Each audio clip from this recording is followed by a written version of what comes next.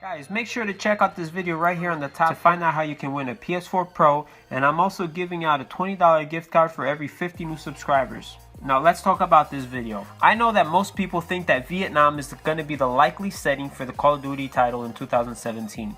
If you go watch this last video right here, you will see that the most likely scenario for 2017, in my opinion, that this game is not going to be in Vietnam. I found two interviews, one from Michael Condrey and one from Glen Schofield, who were the founders of Sledgehammer Games from a few years ago, that pretty much tells you what they personally think about Vietnam.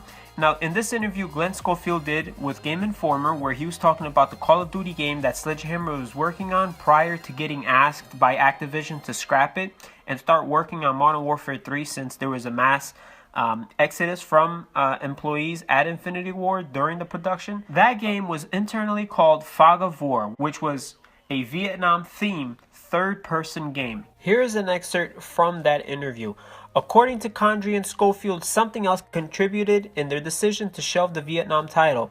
Nearly 40 years after the end of the war, it remains a controversial conflict around the world. Now here's the quote that is very interesting. It's a third-person shooter, probably set at a time that might have niched it too much. I bet that if we had kept going within a month or two, I probably would have switched the time period but kept the gameplay. It had some really cool stuff. So there you have it, guys. He is not a fan of the Vietnam era type game, that the Vietnam theme remains a controversial conflict around the world, and that if they were ever to go back to working on this game, they would use everything that was made up to that point except use the Vietnam as a setting.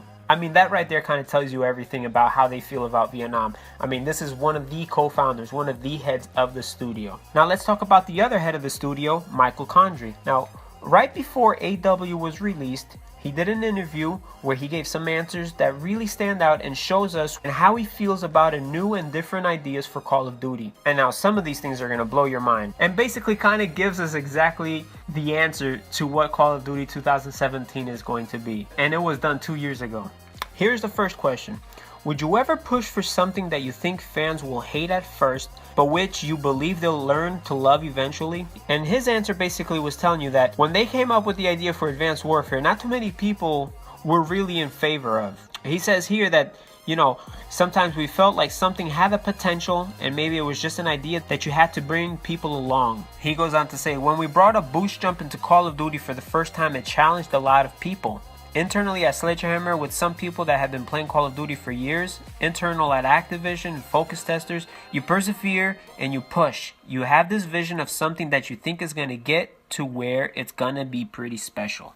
I mean, this is pretty interesting stuff, guys. He's obviously looking to be innovative with Call of Duty. He's not scared to push new and weird things into Call of Duty.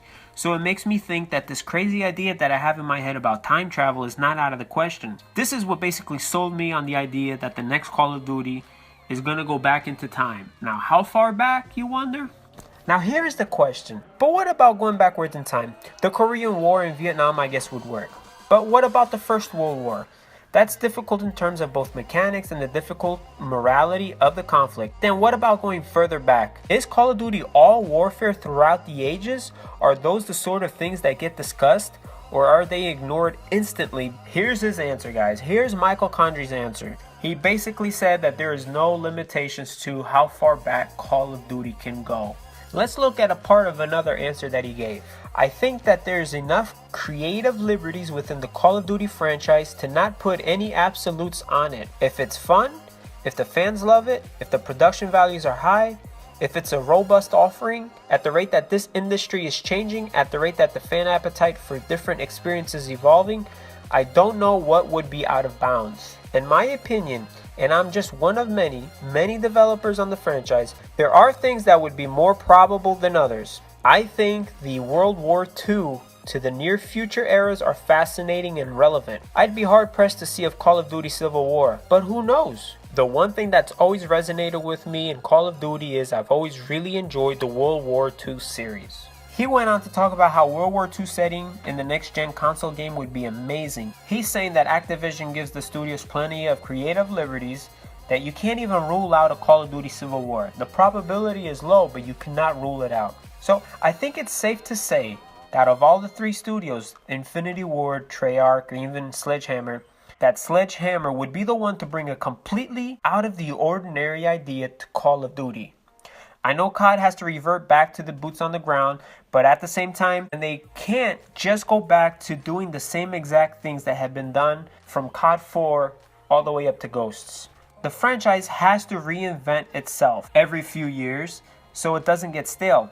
And in my opinion, this year, 2017, I believe that we're going to get a Call of Duty that we have never seen before. Please guys, if you did enjoy the video, remember, leave a like, leave a comment, subscribe, and I'll catch you guys next time.